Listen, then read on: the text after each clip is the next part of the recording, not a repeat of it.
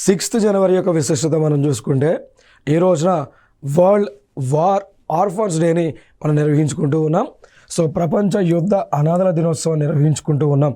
So మనందరికీ తెలిసినటువంటి అంశమే, ఎక్కడ ఏ ప్రదేశంలో యుద్ధం వచ్చినా కానీ ముందుగా అనాథలయ్యేటువంటి వారు పిల్లలు. సో ఇన్నోసెంట్ పిల్లలే ఆ యొక్క యుద్ధం వల్ల నష్టపోతూ ఉంటారు. వారి యొక్క తల్లిదండ్రులు మరణిస్తూ ఉంటారు. సో కాబట్టి యుద్ధాలు జరిగినప్పుడు the first victim was innocent children.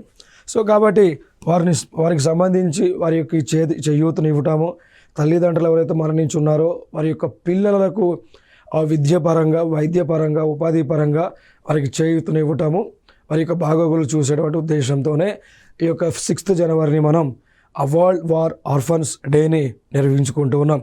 So ఈ రోజున ప్రపంచంలో ఉన్నటువంటి ఆర్ఫన్స్ అందరికీ కూడా ప్రభుత్వాలు కానీ, ఎన్జిఓస్ కానీ, ప్రజలు కానీ చేయూతనిస్తూ ఉంటారు.